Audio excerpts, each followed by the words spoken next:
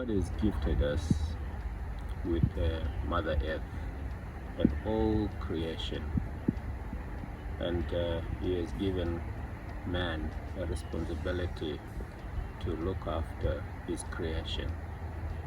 God is not going to recreate earth or trees or rivers, but He has mandated man as faithful stewards to regenerate the earth and pass it on from generation to generation as an inheritance and a great legacy for humanity.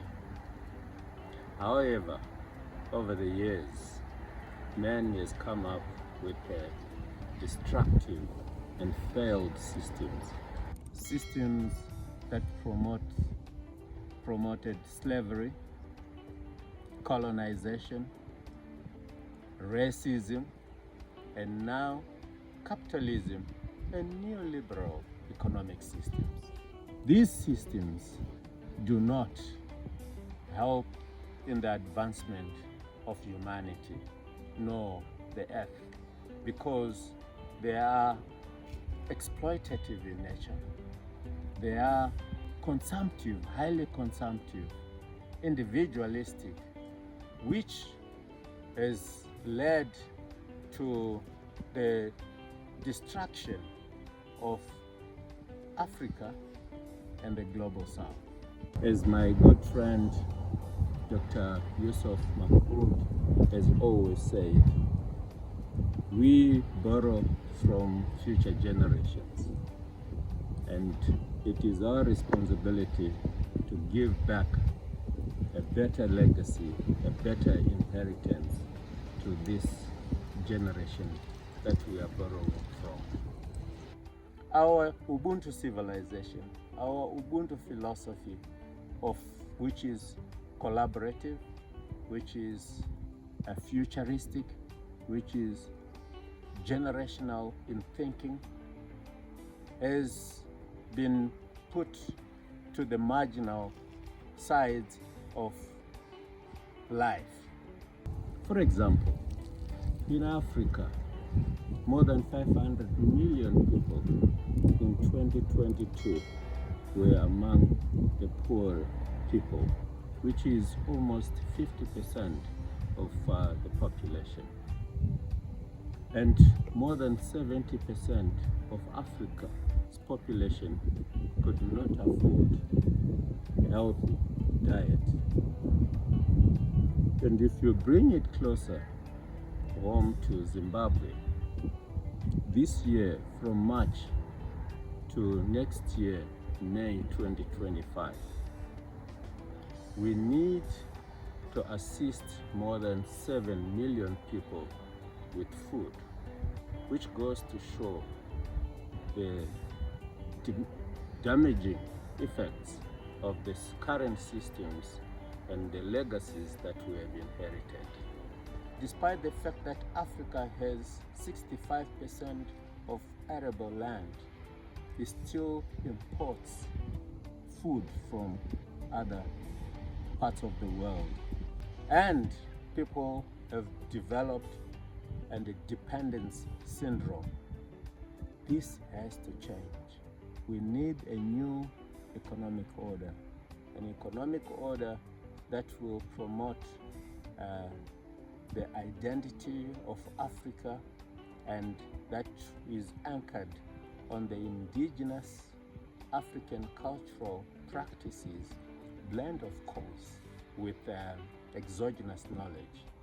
And this is where our great calling as D.Taranhike and my wife Christina at the Integral Kumusha, with other like-minded and like-hearted partners, come in to create an economic system, an economic framework that engenders the creation of a great legacy, Naka in Shona. A new system that resonates with the African people, a system that will move individuals and communities from poverty to prosperity. What we call and Nhaka economy. And for Nhakanomics, in our view, to succeed, it is anchored on 4 pillars that will create regenerative local economies for the benefit of humanity in harmony with nature and culture. Anchored on our Ubuntu wisdom include regenerative agriculture. We are grounded in the earth, and issues to do with the health of the soil, issues to do with the healing and health are important. Issues to do with creating and getting food on a sustainable basis are important in the way we look at things. And as such, we need to regenerate that soil so that we are able to feed ourselves, thereby creating a self-sufficient economy. The second pillar is the regenerative culture. Regenerative culture is recognizing the power, the identity, the lifestyle, the traditional and ancestral identity that we as Africans are embedded in. Our song, our creative arts, and our heritage sites, these all which should promote what we call a development economy. And we need to exploit the potential and the hidden talents within our own selves. And Maichumuti and the community have come up with a novel idea of promoting culinary and gastronomy training, which has culminated in the cookout competition which was held 2 weeks ago. A first in its approach, which has huge potential for promoting rural tourism. With me here, I have one of the adjudicators who is going to tell us in brief what is happening today and the process they are following. Can you please tell us what is happening at the Integral Kumusha today at this competition? All right, thank you, Doc. I'm Dr. Makandwa from Manicaland State University of Applied Sciences. It has been a long night indeed, and I must commend the women for the effort that they have put. Generally, for the education process, we are just looking at the creativity in combining the local ingredients that are found in this area, and we are also looking at the innovation part and the taste for the food that is going to be prepared. We also gauge the hygiene for the competitors, and we will try to make it as easy as possible because we appreciate the background and the training that has been given to the competitors. And the process of adjudication, how does it go? On the adjudication process, all the competitors will come and they will stand at their tables, and then firstly we'll ask the competitors on the nutritional value of the food, and also ask on the process, how have they prepared the food, and then we also look at the different color combinations for the dishes that have been prepared, and also the menu balance for the dishes that have been prepared and presented. And that helps us then to be stewards of what God has given us, Utariri in Shona. And the third pillar is the regenerative knowledge co-creation. Knowledge co-creation is so important because it promotes transformative education. It promotes research and transformation and learning new knowledge by blending indigenous and exogenous and taking us to the new level by pushing new boundaries and horizons And hence we have come up with partnerships with university, like our emerging quaternity of Great Zimbabwe University, the Catholic University of Zimbabwe, the Integral Kumusha, and the Home for Humanity. We sincerely believe together we can change the way we build our living economy. And the fourth pillar of Nhakanomics is the regenerative wealth creation. When we have traveled these three former milestones, the fourth one becomes very key. Key in the sense that we are now creating a living economy. An economy that is built in how communities can move from poverty to prosperity.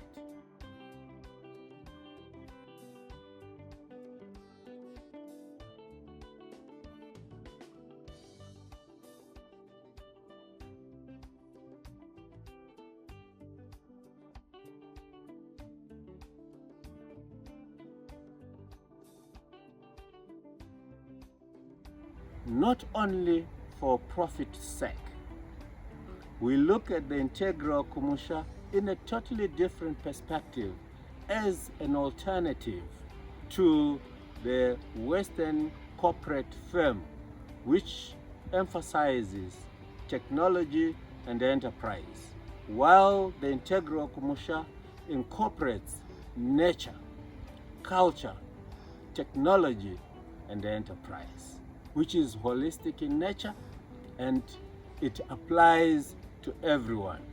It is not focused at profit for profit's sake, but it looks at how we can profiteer the community, how we can raise everyone. As they say, the candle does not lose anything by lighting up other candles. So our measure of success is not how better we are against our fellow men, but it is how well we are doing as a community. And we learn from the Nhakanomics approach that it promotes ownership. It is important that Nhakanomics starts at a micro level, which is the homestead or household level, which has always been looked at as icosis. And this is the institution that God created when He brought in Adam and Eve. And this is the institution where the real economic framework has to start, and it blossoms to the community and to the society. And if we are going to change the society, we have to start from the grassroots. We have to start at household level, and it takes us to the new level. Having given the pillars of Nhakanomics, it is important for us to understand the value chain of Nhakanomics. As far as we are concerned, Nhakanomics takes an entire value chain approach, starting and anchoring on the wisdom of the elders, allowing the elders to share the knowledge. They are the living libraries of the communities, tapping in that wisdom. And we give that wisdom to the current generation to take it into the future. Thereby we are connecting the past, the present, and the future. It is also important not to leave the young ones, the 7-year-old ones, these who are inquisitive, they are creative, to understand, to allow them their dreams to be manifested, and to help them to continue to dream. We all are aware how inquisitive the 7-year-olds, those youngsters, and how they question things. They are not socialized in a particular manner. they are exploring, and Nhakanomics would want this exploration to take place at this level as well. It does not leave out the youth and harness the energy and harness the power of the youth. And by giving them proper mentoring and coaching, we are able then to go into the deeper homes, the inner homes of these individuals and institutions, and allow them to show their full potential. And they are biased for action, and we need action to take place.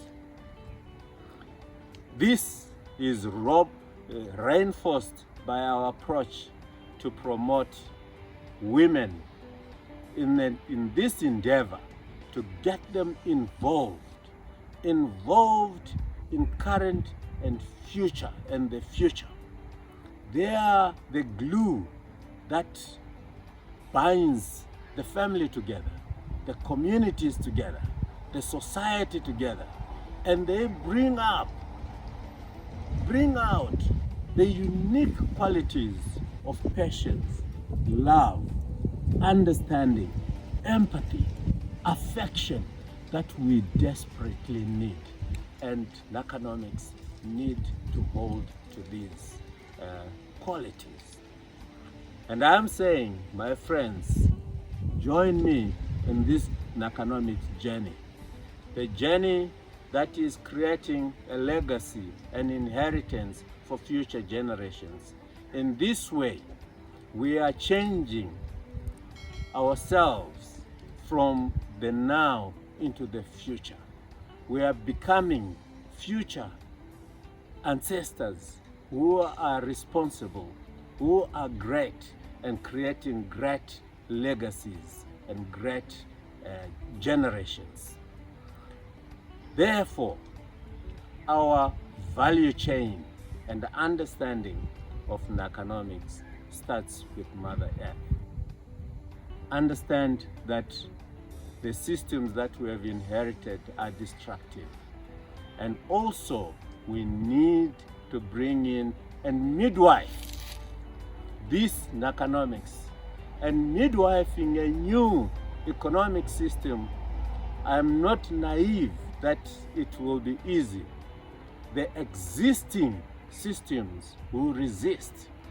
This is a clear analogy of how the Pharaoh of Egypt felt threatened about the increasing number of Israelites, and he told the midwives to kill the young ones. And the existing situation, the existing systems would want to kill Nhakanomics.